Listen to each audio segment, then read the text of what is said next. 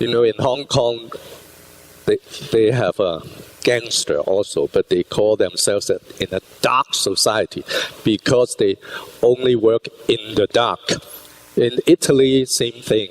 They have mafia, and they have this philosophy. When they come to ask you for the money under the table, what do they say? They will say, "You take care of me, I'll take care of you.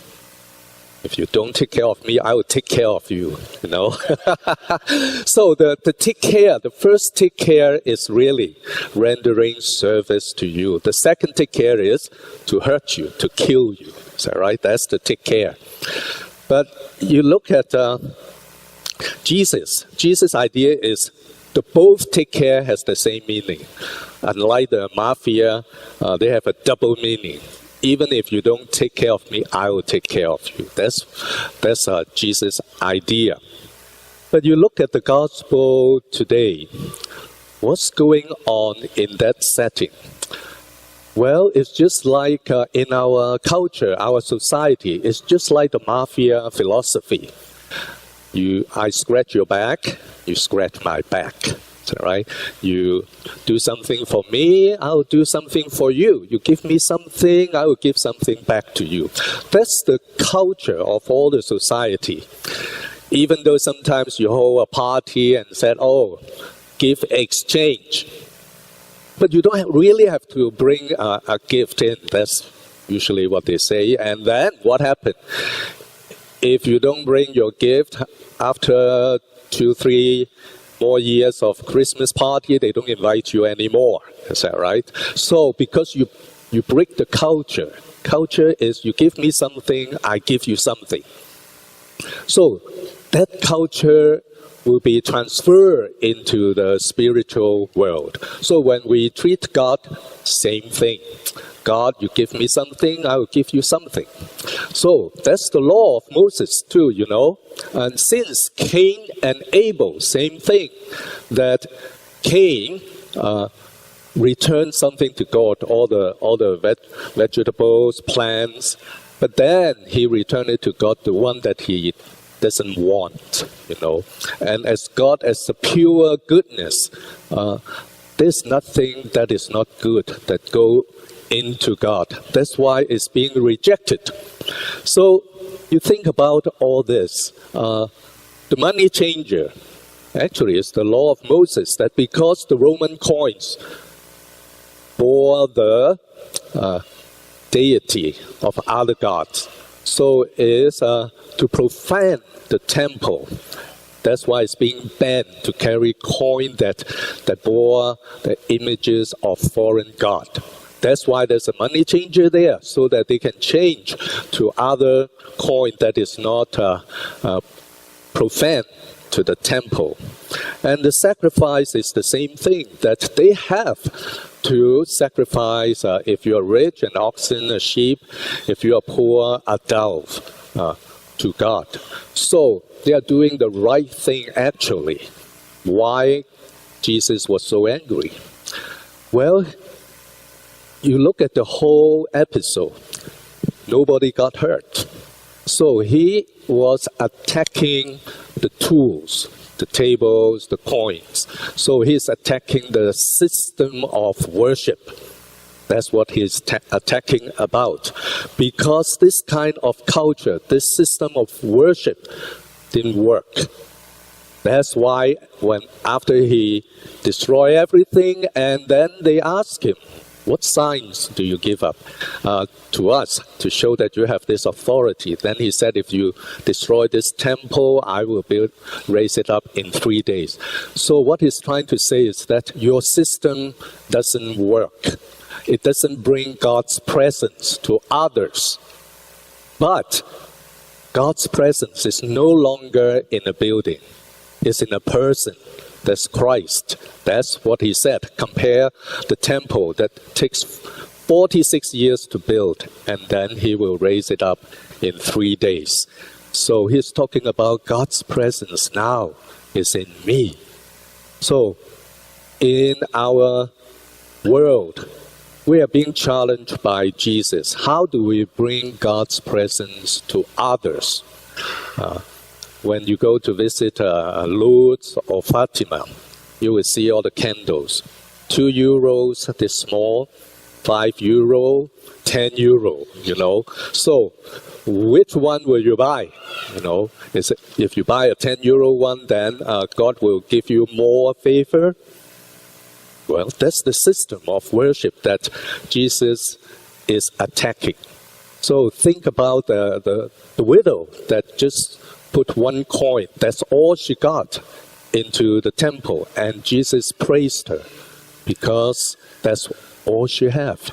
So let us think about the challenge of Jesus. How do we bring God's presence to others? That's we call what? Evangelization. Evangelization is to bring God's presence to others. And we all have this duty and responsibility to do that. So let's think about all our system of worship, or your own private system of worship. Is it the way that you could bring God's presence to others? Now I want to invite Daryl. Come up, and he is from the Knights of Columbus, and he wants to testify something to us. Thank you, Father Francis, and good morning, St. Angela Marici, Worthy Grand Knight Madrigal, and my brother Knights. My name is Darnell Wyrick, and I'm here on behalf of the Knights of Columbus and the intellectual disabled.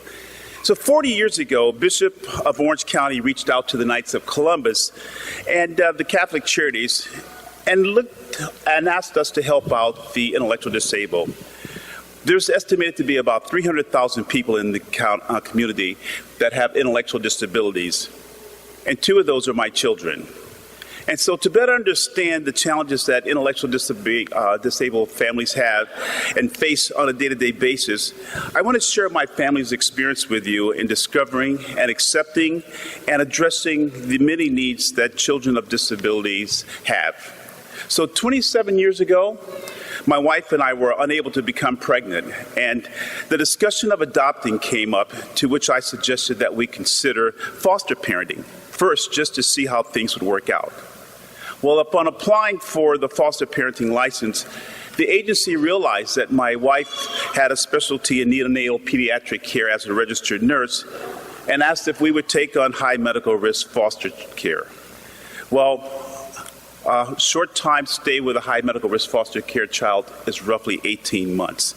So at that point, we weren't certain. And I said to her, well, let's just pray about it and see what happens. So after realizing that specialty of experience she had, they fast-tracked our application. And upon accepting, the offer that was made to us, I remember the day that I received the call from my wife, who was just ecstatic and jubilant, and said that they've awarded a child to us. So my wife, in all of her excitement, made it a point to go to the hospital to see this baby girl. And so when she arrived, she saw a 10-month-old baby girl who was severely medical fragile. She was on oxygen, G-tube dependent, and Liliana was a 1-pound, 6-ounce preemie baby at 26-week term. Her survival rate wasn't very good, and she, in fact, had received no prenatal care and was neglected after birth. So the prognosis for her was pretty bleak.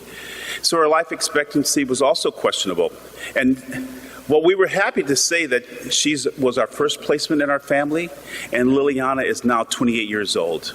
She is non-ambulatory, she's blind, she's still G-tube dependent, and with the inability to communicate, except through her smile and her moans. And we were able to understand and read that quite well at this point. But despite her physical and mental conditions, she's one of the happiest people I know. And for me, she's one of the most individuals that I loved in life, and she brings me great joy. Now, my son, Alexander, was awarded to us at the age of 5 months. And Alex is a 24-week term preemie, weighing in at an astounding 1 pound, 4 ounces at birth. He's the male of twins. He was so fragile that he spent the first year of his life in ICU with a very, very grave prognosis as well. So my wife made it a point to visit him every day after he was awarded to us at 5 months until he reached that prime weight of 5 pounds, which was the goal that was needed in order for him to be released from the hospital and discharged.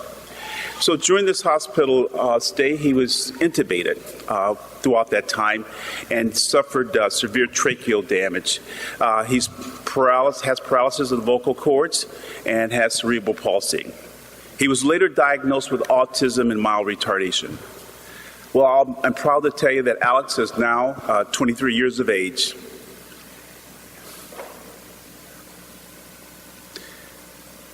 And he is one of the most mild-mannered people you'd ever want to meet.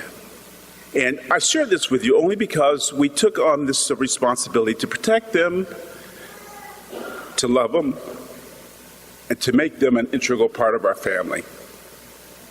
You know, caring for these children, Liliana and Alexander, means more than just protecting them and loving them.